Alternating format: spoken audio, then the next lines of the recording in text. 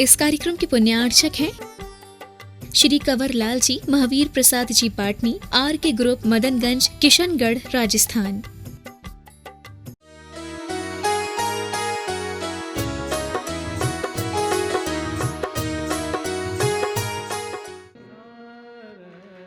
अगर आपके लिए ये बात समझ में आए कि साइंस अभी बहुत छोटा है, उससे अभी बहुत खोजें करना बाकी है, आत्मज्ञान से बढ़कर के कोई ज्ञान नहीं होता, और जिनके पास में आत्मज्ञान होगा वही इतनी दमदार प्रस्तुति कर पाएंगे। बाल बराबर भी ज्ञान, बाल बराबर भी ऊंचा नीचा होने वाली चीजें, और बड़ी बड़ी सागरों तक जिनकी गिनती की जा सकती है, ऐसी लंबी चौड़ी गिनती करने वाली चीजें, सूक्ष्म से सूक्ष्म और बड़ी से बड़ी चीजों का अगर आपको बिल्कुल गणित के अनुसार ज्ञान मिलेगा तो आपको जैन दर्शन के अंदर मिलेगा, और वह ज्ञान कभी भी बाल बराबर भी एक दूसरे से विरोध को प्राप्त नहीं होगा, कभी भी गलत सिद्ध नहीं होगा। आपने पढ़ाई किया है, आप जानते ही क्या है। जिस यूनिवर्सिटी में आप पढ़े हैं उस यूनिवर्सिटी से बीएससी हमने 20 वर्ष पहले कर ली थी। आप लोगों के लिए आज अगर हम 20 वर्ष बाद कुछ सिखाने आए हैं तो हम दुनिया की एक बहुत बड़ी यूनिवर्सिटी में पढ़ के आए हैं, जिसका नाम है आचार्य विद्यासागर यूनिवर्सिटी। उसकी भी कुछ चर्चा करेंगे अभी।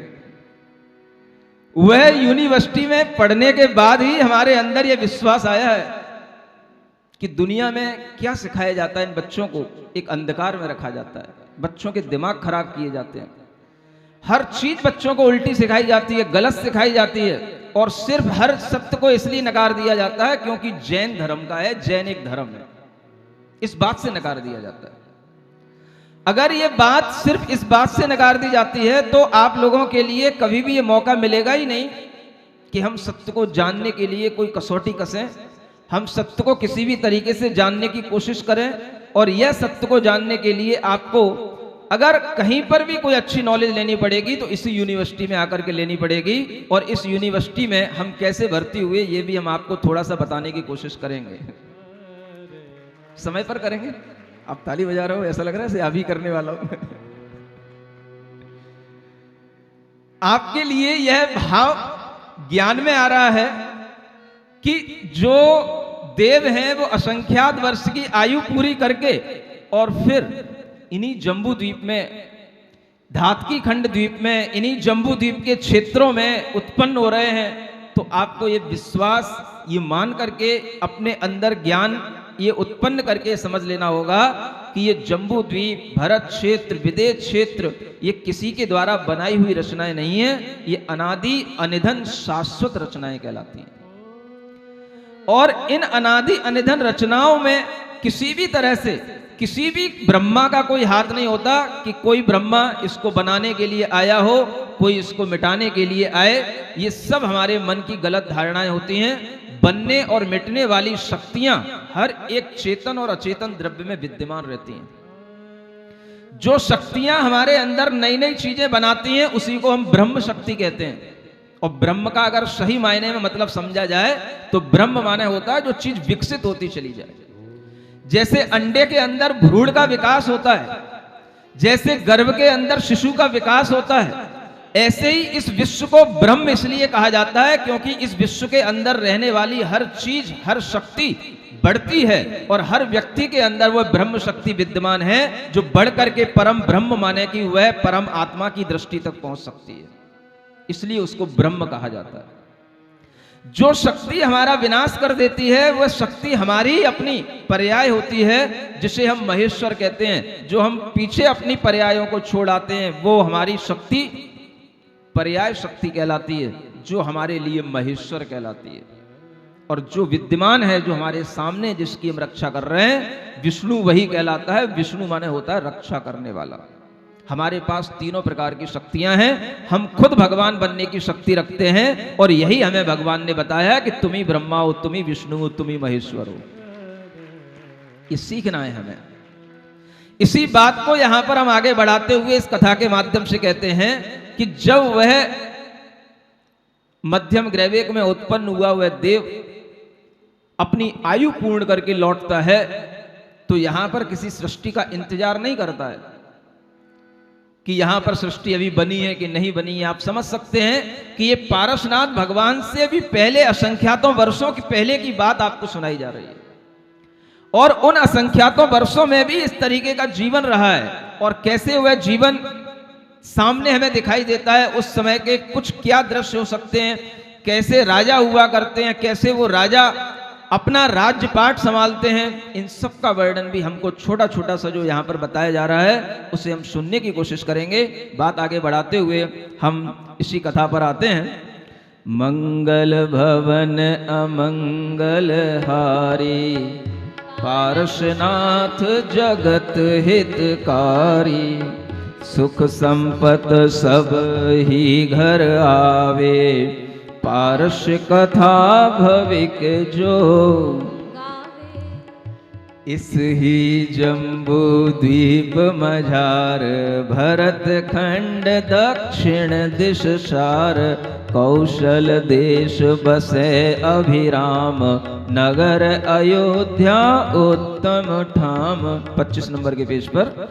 आरज खंड माहि परधान, मध्य भाग राजय शुभ थान, गढ़ गोपुर खाई ग्रह पाति, वन घन सो सोहें बहु भांति, ऊंचे जिन मंदिर मन हरें, कंचन कलश ध्वजा फर हरें, वज्र बाहु भूपति तिहि ठान, वर इक्ष्वाकु वंश नव भान, जैन धर्म पाले बड़ भाग, निज पद कमल मधुप सराग, प्रभा करी तेय तायर घर सती, जीती जिन रंभारती रति, यथा हंस के वंश को चाल न सिखावे कोय, त्यों कुलीन नर नारी के,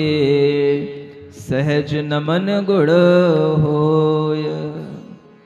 क्या कहा जा रहा है? इस जम्बूद्वीप में भरत क्षेत्र में ही, भरत खंड में एक कौशल नाम का देश है, जहां पर अयोध्या नगरी एक उत्तम स्थान है। सुन रहे हो? इसी क्षेत्र की बात की जा रही है, यही जम्बूद्वीप, वही अयोध्या जिसे आप आज जान रहे हो। ये अयोध्या एक शाश्वत नगरी कही जाती है। 24 तीर्थंकरों में से अनेक तीर्थंकरों का जन्म अयोध्या और अयोध्या के आसपास ही हुआ है। और ध्यान रखना कि 24 तीर्थंकरों में सबसे ज्यादा जन्म लेने वाले तीर्थंकर इस उत्तर प्रदेश की भूमि के ही हैं। जन्म लेने वाले, जिनका जन्म स्थान यहीं पर सजा, यहीं पर बना, और ऐसी ये अयोध्या असंख्यात वर्ष पहले की ये बात कही जा रही है, तब भी थी। आर्यखंड है, जिस आर्यखंड में आज रह रहे हैं, उसी के मध्य भाग में एक और नगर बना हुआ है, और उस नगर में अनेक तरह के गोपुर हैं, गढ़ हैं, ग्रहों की पंक्तियां हैं, घने घने जंगल हैं, और वहां पर अनेक जिन मंदिर हैं, जिन मंदिरों के ऊपर कलशे हैं, ध्वजाएं फहरा रही हैं। और वहां का एक राजा है जिसका नाम है वज्रबाहु, इक्ष्वाकु वंश का वह राजा है। यह भगवान ऋषभ देव का वंश इक्ष्वाकु वंश चला आ रहा है, और इसी वंश में से अनेक वंश उत्पन्न हुए हैं। भरत चक्रवर्ती से, राजा सोम से, उनके पुत्र अर्क कीर्ति से, अनेक प्रकार के चंद्रवंश, सूर्यवंश, नाथ वंश, ये सब उसी समय बने थे, भगवान ऋषभ देव के समय। कल्प यह अनेक अनेक असंख्यात वर्ष पहले, कोड़ा कोड़ी सागर काल पहले, और वह वंश चले आ रहे। और उन्हीं वंशों में इक्ष्वाकु वंश में सबसे बड़ा वंश माना जाता है, जिसमें जैन धर्म को पालने वाले अनेक बड़े बड़े भाग्यवान पुरुष जन्म लेते रहे, और उसी में यह राजा वज्रबाहु रहते थे। प्रभाकरी जिनकी रानी थी।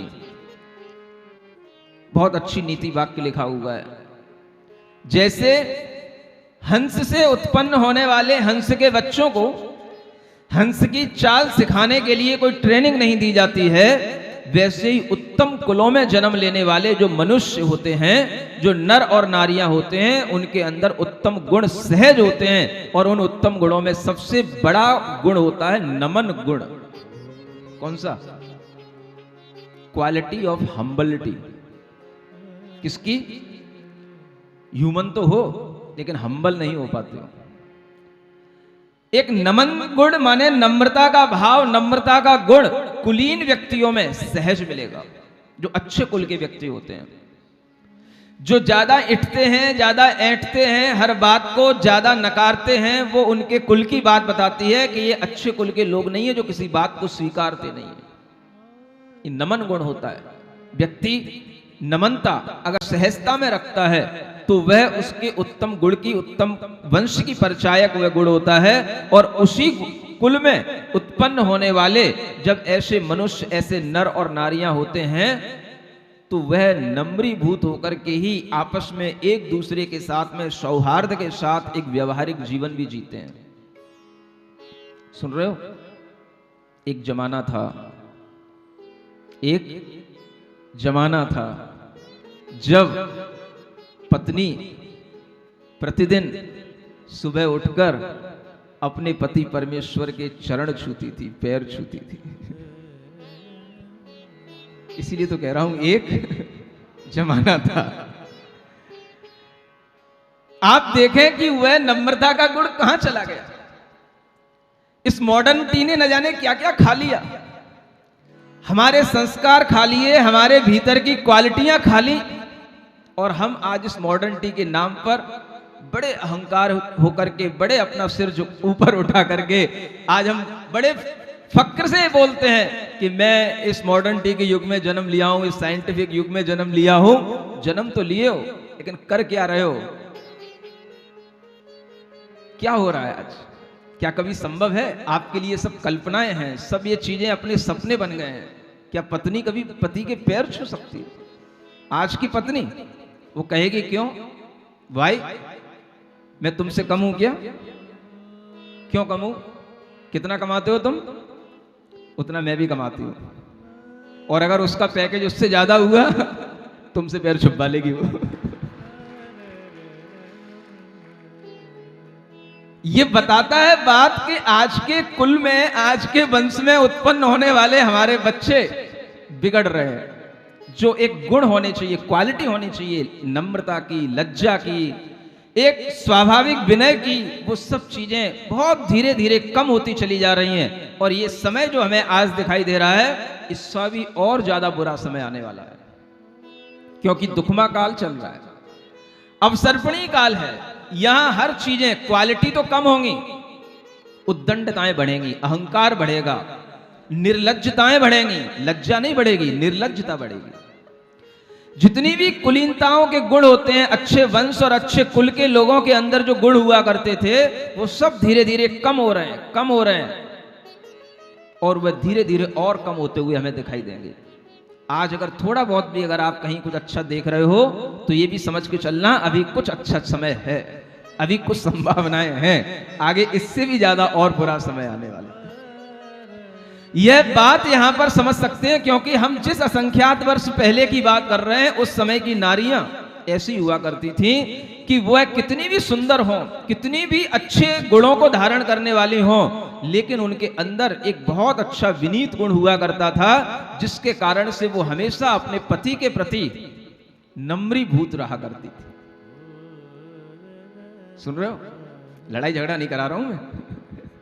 नहीं, आप कहो कि महाराज आप ये सुना करके अब पहले जैसी बात कह करके अब क्यों विसंगतियां पैदा करना चाह रहे हो? ऐसा कुछ नहीं है। आपको सीखना तो है कि आखिर इसी जम्बूद्वीप में, इसी कौशल देश के, इसी अयोध्या नगरी में, यहीं यूपी में, यहीं इन नगरों के आसपास भी ऐसा जनजीवन रहा करता था, जब राजाओं के लिए रानियां नम्रीभूत होती थी, तो सामान्य नर नारियां, प्रजा, वो भी इसी तरीके से करती थी। ये गुण है, ये क्वालिटी है, और आप देखोगे कि ये क्वालिटी हमारे अंदर है, लेकिन हम कहीं ना कहीं अपने अहम के कारण से इन्हें निकाल नहीं पाते हैं। हमारा मन कहता है क्यों, क्या जरूरत है? स्त्री और पुरुष जब एक समान है, तो स्त्री को पुरुष के लिए झुकने को क्यों कहा जा रहा है? अभी स्त्रियां क्वेश्चन करने लग जाएंगी, हमें शाम को आंसर देना पड़ जाएगा, मुश्किल हो जाएगा। समझ आ रहा है? क्यों महाराज आप हमसे ही क्यों कहते हो, वो क्यों नहीं नम्र हो? अभी एक प्रश्न उनका उठ जाएगा। समझ आ रहा है? ये प्रश्न भी क्यों उठेगा, तो ये भी इसी पंचम काल में उठेगा, उस काल में नहीं उठता था ये प्रश्न, क्योंकि अब इनका अहंकार भी कहता है कि नहीं, हम क्यों झुके। समझ आ रहा है? हमारे अंदर क्या कमी है? वो कमाते हैं तो हम भी कमा लेते हैं, वो घर बनाते, हम भी घर बना लेते हैं। ऐसी कौन सी चीजें जो वो कर सकते, हम नहीं कर सकते? समझ आ रहा? ये समय होगा, पुराना समय होगा जब आप पुराने समय की बातें कर रहे हैं। आजकल तो स्त्री और पुरुष एक साथ एक ही कंपनी में काम करते हैं, एक साथ बैठ के काम करते हैं और एक साथ एक जैसा पैकेज लेते हैं। और आपको क्या इसमें समानता में दिक्कत समझ में आ रही है? समझ आ रहा है? ये आपके प्रश्न हो सकते हैं, मैं आपका स्वागत करूंगा उन प्रश्नों का भी, लेकिन ये प्रश्न भी क्यों उत्पन्न हो रहे हैं, ये क्यों आ रहे हैं, इसका भी कारण हमें भीतर से समझना होगा। और वो कारण कुछ और नहीं है, एक कारण है अत्यधिक आधुनिकता का ये जो युग है, जिसमें हमारे अंदर के अहंकार को बहुत बढ़ाया है और हमारी क्वालिटियों को बहुत कम किया। तो हम इसी को एक काल दोष के रूप में कह सकेंगे और इसी काल दोष के कारण से हमारे अंदर ये क्वेश्चन आते हैं। अन्यथा पहले के लोगों में इस तरीके के क्वेश्चन नहीं आते थे। वो सहज ये सब अपनी क्रियाएं करते थे, अपनी मनोवृत्तियों से सहज प्रसन्न होकर के सब कार्य करते थे। और इसका मतलब ये नहीं है कि अगर कोई किसी के लिए झुकता है तो वो छोटा हो जाता है, ये भूल के भी मत सोचना। जो जितना झुकता है, जो जितना जिसके लिए नम्रीभूत होता है, वो भीतर से उतना ही बड़ा होता है, क्योंकि बड़ा ही झुकने की कोशिश करेगा, छोटा कभी नहीं झुक सकता। उच्च कुलीन व्यक्ति ही परमेष्ठी के चरणों में झुकेगा, निम्न कुलीन नीच व्यक्ति कभी भी झुकने की कोशिश नहीं करेगा। और इसीलिए आप देखते हो आजकल बच्चों को, किसी को भी स्कूलों में झुकना नहीं सिखाया जाता है, नम्रता नहीं सिखाई जाती है। पहले स्कूलों में भी बच्चों के लिए सिखाया जाता था गुरुओं के चरणों को स्पर्श करना, झुक करके प्रणाम करना। आज नहीं सिखाया जाता है। आज तो सामने सामने बस hi hi hello hello bye bye सिखाया जाता है और कुछ नहीं सिखाया जाता। समझ आ रहा है? और हाय हेलो करने में कुछ झुकना नहीं पड़ता है, बस हाय ऐसे करता है, hi hello hello hi bye bye, बस आए और गए, बस। समझ आ रहा है? जब ये बच्चे सीखेंगे कहां से उनमें नम्रता गुण आएगी? चाहे वो लड़के हों चाहे लड़कियां हों, कोई भी हो, नम्रता का भाव, नमनता का स्वभाव अपने आप में एक उच्च कुलीन लोगों के लिए व्यवस्था थी। और यही बात हम यहां पर समझते हुए आगे की चौपाई पढ़ते हैं। मंगल भवन अमंगल हारी, पारसनाथ जगत हितकारी।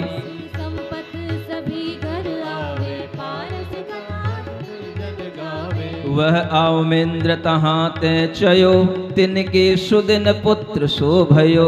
नाम धर्यो आनंद कुमार, अतुल तेज सब लक्षण सार। सभी लोग पढ़ें, आनंद के साथ पढ़ें।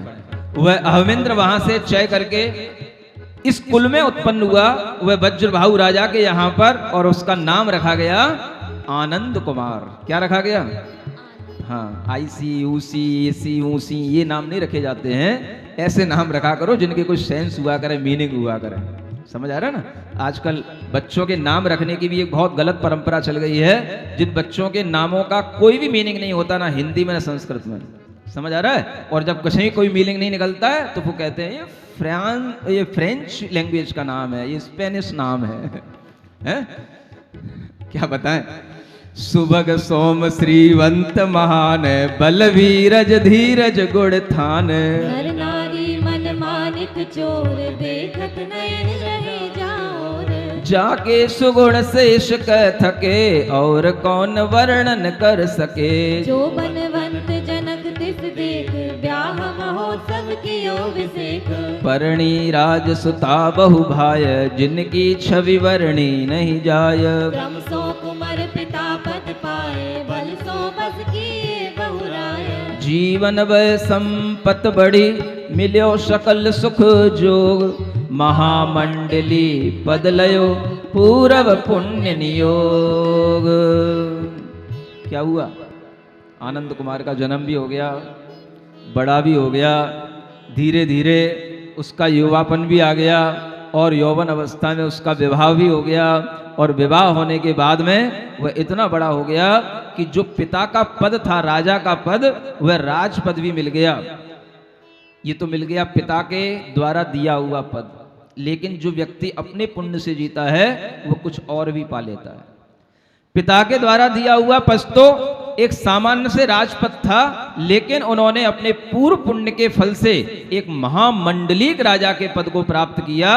और वह महामंडलिक किसे कहते हैं, इसके बारे में यहाँ पर एक अच्छा ज्ञान दिया जा रहा है कि सामान्य राजा कौन होते हैं, अधिराजा कौन होते हैं, महाराजा कौन होते हैं, मंडलिक अलग होते हैं, महामंडलिक अलग होते हैं, अर्धमंडलिक अलग होते हैं, अर्ध चक्रवर्ती अलग होते हैं और चक्रवर्ती अलग होते हैं। ऐसे अनेक तरह के पहले राजा हुआ करते थे।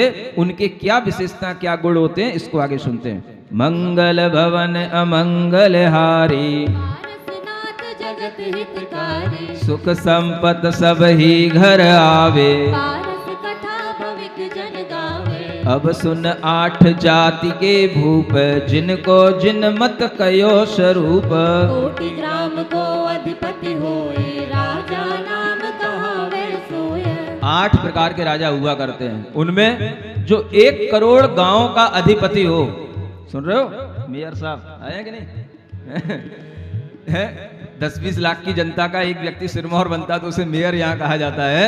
यहाँ क्या कह रहे हैं, 1 करोड़ गांव का जो अधिपति होगा, गांव में रहने वाली जनता की बात तो अलग है। 1 करोड़ गांव का जो मालिक होता है उसको कहा जाता है राजा। 9,500 राजा जाही, अधिराजा नप कहिए ताही। सहस्राय जिस माने आन, महाराज राजा वह जाने। ऐसे अधिपति राजा 500 राजा जिसके चरणों में नमन करें, जिसके चरणों में नम्रीभूत होकर के बैठे रहें, उसे कहा जाता है अधिराजा। राजा से बड़ा पद क्या है, अधिराजा। और ऐसे 1000 राजा जिसके चरणों में बैठे रहें, उसे कहा जाता है महाराजा। 2 सहस्र नृप 9 अशेष, मंडलीक वह अर्ध नरेश। 4 सहस्र जिस पूजे पाए, सोई मंडलीक नर नाय। 8 सहस्र भूपति को ईश, मंडलीक सो महामहिष। 16 सहस्र नवे भूपाल, सोअर चक्री पुण्य विशाल। 2000 राजा जिसको नमन करते हैं उसे मंडलिक राजा कहा जाता है। 4000 राजा जिसको नमन करें वह, और मंडलिक राजा जो 2000 राजा जिसको नमन करते हैं उसे अर्धमंडलिक कहते हैं, और 4000 राजा जिसको नमन करते हैं वह मंडलिक कहलाता है, और 8000 राजा जिसको नमन करें उसे महामंडलिक राजा कहते हैं। 16000 राजा जिसको नमन करें उसे अर्ध चक्रवर्ती कहते हैं। सुन रहे हो, अर्ध चक्रवर्ती। और इससे भी ऊपर बढ़कर के होता है चक्रवर्ती। आप समझे पहले कितनी बड़ी प्रजा होती थी, कितने बड़े बड़े राजा हुआ करते थे। जो आज आप कह रहे हो जनसंख्या बढ़ रही है, जनसंख्या बढ़ रही है, अगर इस जनसंख्या को देखोगे तो कहोगे कुछ नहीं हो रहा है, कोई जनसंख्या, कोई एक्सप्लोजन नहीं हो रहा है। जो आप कह रहे हो जनसंख्या बढ़ रही है, जनसंख्या इसलिए बढ़ती हुई मालूम पड़ रही है क्योंकि ये बढ़ती हुई जनसंख्या विनाश ज्यादा कर रही है, विकास कम कर रही है। जो प्राकृतिक संपदाएं हमारे पास में हैं उनका विनाश ज्यादा हो रहा है, इसलिए इस जनसंख्या को रहने में दिक्कत हो रही है। अगर ये प्राकृतिक संपदाओं का विनाश बंद हो जाए तो यहां पर इससे दूनी तीगनी जनसंख्या भी रह जाए और उसके लिए सब चीजें उपलब्ध रहें, कुछ भी नहीं होगा। ये पर्यावरण का विनाश करने वाली जनसंख्या पैदा हुई है, ये साइंस विनाश कर रही है। ये तमाम तरह के हमने हरे भरे जंगलों को मिटा करके बाईपास 4 लाइन 6 लाइन बना बना करके तमाम तरह के हमने कंक्रीट जंगल खड़े कर दिए हैं, इनसे विनाश हो रहा है। ये सारा का सारा पर्यावरण का विनाश आपकी टेक्नोलॉजी से हो रहा है। जितना प्रदूषण आपके द्वारा लगाई गई एसी के माध्यम से होता है, उतना प्रदूषण दुनिया में कहीं किसी वायु प्रदूषण का कोई दूसरा माध्यम नहीं है। जितना प्रदूषण आपके इन व्हीकल्स के माध्यम से होता है, उतना प्रदूषण दुनिया में किसी चीज से नहीं होता है। इस सब प्रदूषण तुम पैदा कर रहे हो, जनसंख्या इसलिए मर रही है। समझ आ रहा है? कोई समझे तो कि पर्यावरण क्या है, जनसंख्या प्रदूषण क्या है, जनसंख्या विस्फोट क्या है। ये समझने के लिए आपको अपनी जीवन शैली को पुरानी उसी जीवन शैली में ढालना पड़ेगा, तो यहां पर ये जनसंख्या आराम से रह सकती है। इससे 3 गुनी 4 गुनी जनसंख्या भी इसी भारत में रह सकती है। सुन रहे हो? सिखा देना पर्यावरण विदों को जाकर के ज्ञान कि 32,000 राजा जिसके चरणों में नम्रीभूत होते हैं उसे सकल चक्रवर्ती कहते हैं। और ऐसे इन राजाओं के बीच में जो आनंद नाम के राजा हुए थे, ये महामंडलिक पद को धारण करने वाले राजा हुए। 8 सहस्र सुख हेत नृप नक्षत्र सेवैं सदा, कीरत किरण समेत सोहे नरपति चंद्रमा। 8,000 जिनके चरणों में राजा बैठे रहते हो, और जिनके ऊपर हमेशा छत्र आदि हमेशा तने हुए रहते हों, ऐसे उन राजा के वैभवों को धारण करने वाले ये महामंडलिक राजा आनंद नाम के राजा क्या करते हैं? ओम अरहम ओम अरहम ओम अरहम बोल, ओम अरहम ओम अरहम ओम अरहम बोल। सभी कार्य की सिद्धि से तो पहले शुको बोल। ओम अरहम ओम अरहम ओम अरहम बोल। ओम अरहम ओम अरहम ओम अरहम बोल। एक दिना आनंद महिष बैठ्यो सभा सिंहासन शीश। मंत्री तहा स्वामी हित नाम कहे विवेकी शुभ जनता। स्वामी यह बसंत ऋतुराज सब जन करें महोत्सव काज। नंदी सुरव्रत अवसर ये करी प्रभु पूजा जिन गे। पूजा सदा पाप निर्दल पर्व संयोग महाफल फल। नहीं जगत में यज्ञ समान जिन पूजा की भावना सब दुख हरण उपाय। करते जो फल संभजे सो परिण्यो किम जाय। सुनि राजा मंत्री उपदेश नगर महोत्सव कियो विशेष। करी स्नान जिन मंदिर जाए जैन बिंब पूजे महसाए। बहुविध पूजा दरब मनोग धरे आन जिन पूजन जोग। भाव भक्ति सो मंगल ठयो राजा के मन संशय भयो। विपुल मति मुनिवर तीर्थान दर्शन कारण आए जान। तिने पूजी नप पंचो भूमुनि मुझे मन संदेह। देखो एक बहुत अच्छा प्रसंग आज आपको सिखाया जाएगा, सुनाया जाएगा और बहुत काम की चीज आपके लिए बताई जाएगी।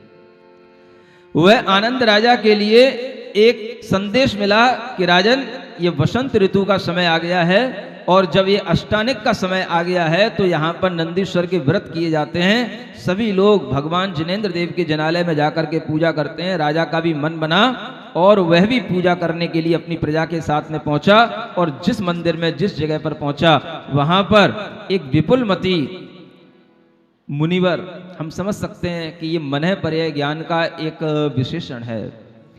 विपुलमती मनः पर्याय ज्ञान को धारण करने वाले वे मुनीश्वर वहां पर उनको मिले, उनके दर्शन किए और राजा ने बड़े भक्ति भाव से अपने मन का एक संदेह उनसे पूछने का एक प्रयास किया। सुन रहे हो क्या कहा है कि जो भगवान के द्वारा भगवान की पूजा करने का जो लोग मन बनाते हैं वह पूजा भी पर्व के अवसरों पर विशेष फल देने वाली होती है। लिखा है पूजा सदा पाप निर्दल है, पर्व संयोग महाफल फल है। पर्व का संयोग आ जाए तो यह पूजा महाफल देने वाली होती है। सुन रहे हो, पर्व आने वाले हैं, आएंगे, बहुत जल्दी आएंगे। अगर इसी तरह का माहौल बनाए रखोगे तो पता भी नहीं पड़ेगा कि इतनी जल्दी पर्व आ गए।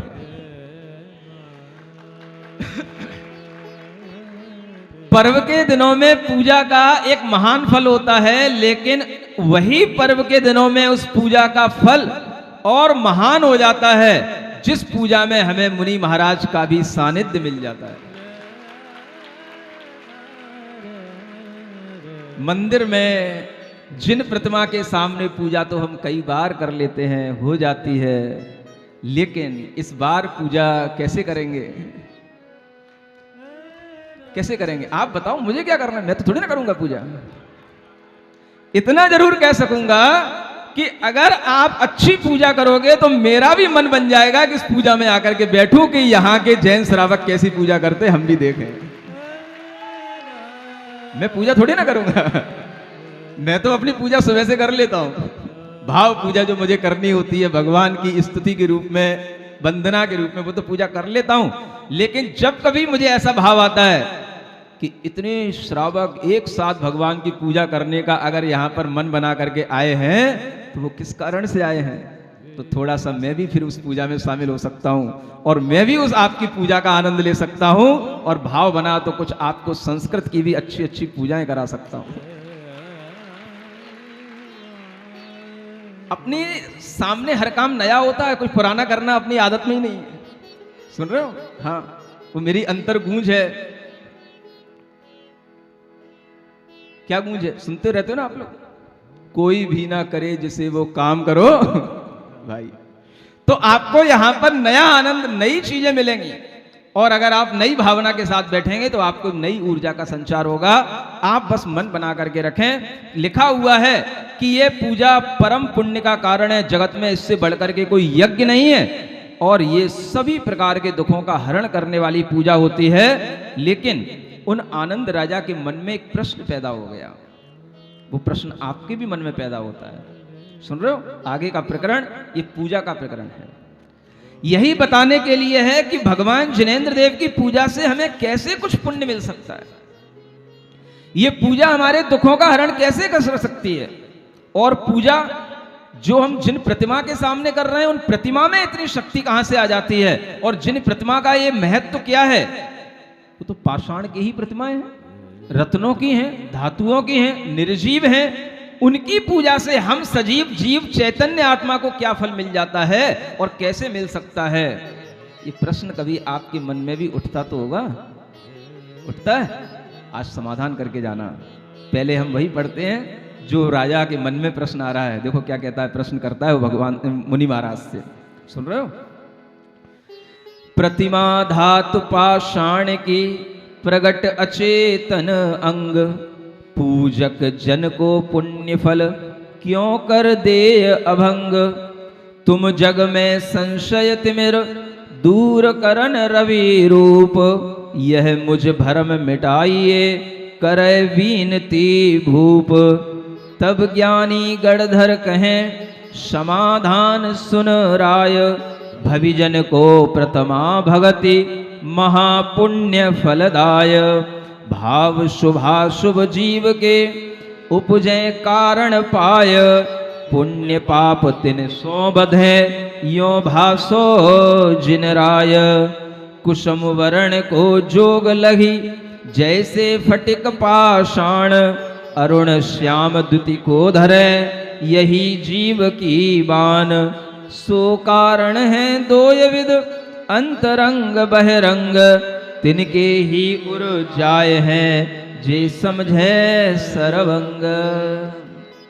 क्या कहा जा रहा है, प्रश्न किया आनंद राजा ने मुनि महाराज से। ये प्रतिमा तो धातु की है, पाषाण की है, ये अचेतन है, इनके शरीर अचेतन है, और ये पूजा करने वाले पूजक जन को पुण्य फल कैसे दे सकती है। हे भगवान, आप मुझे इसका उत्तर दो। तब वह ज्ञानी गणधर, वह मुनि महाराज कहते हैं कि भव्य जनों को ही ये प्रतिमाएं पुण्य फल देने वाली होती हैं, लेकिन उनको वह पुण्य फल उनकी भक्ति से मिलता है। किससे मिलता है? प्रतिमा पुण्य फल नहीं दे रही है, पुण्य फल आपकी भक्ति दे रही है। लेकिन भक्ति किसके लिए होनी चाहिए?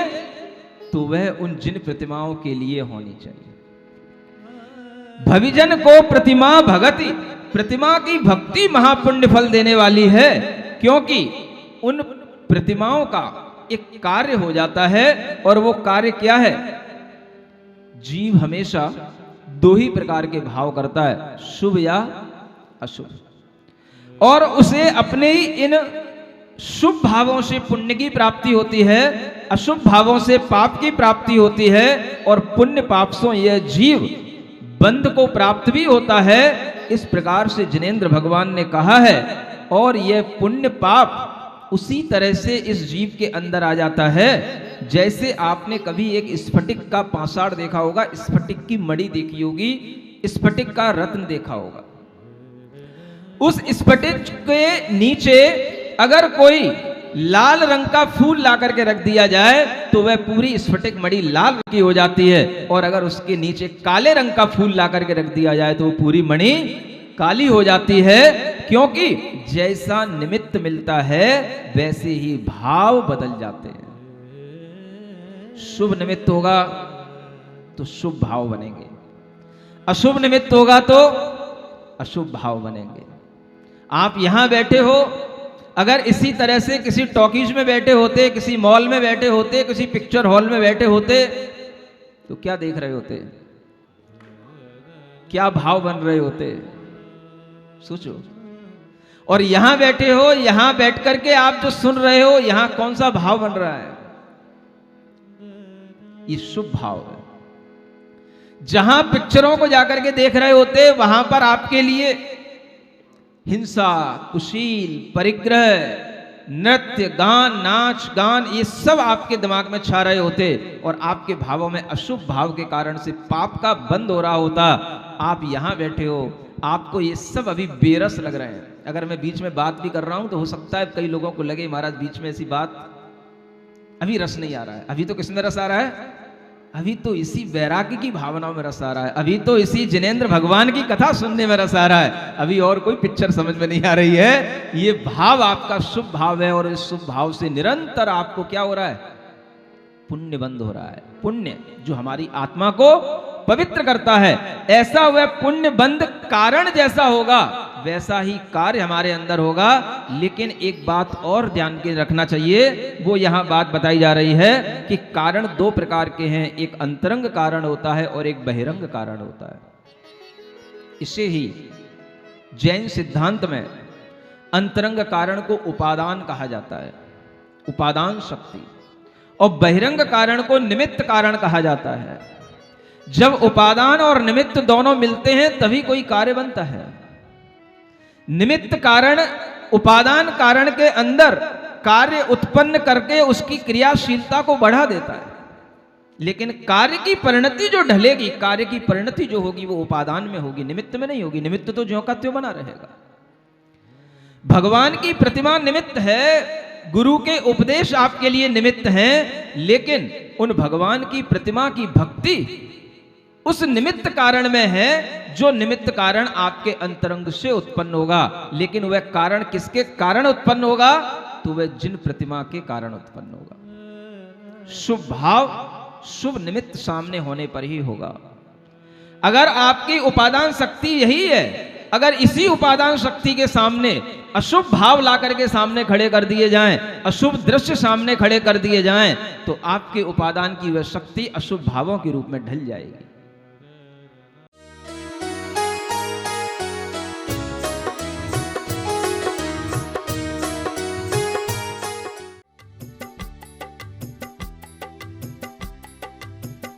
इस कार्यक्रम के पुण्यार्चक थे श्री कंवर लाल जी, महावीर प्रसाद जी पाटनी, आर के ग्रुप, मदनगंज, किशनगढ़, राजस्थान।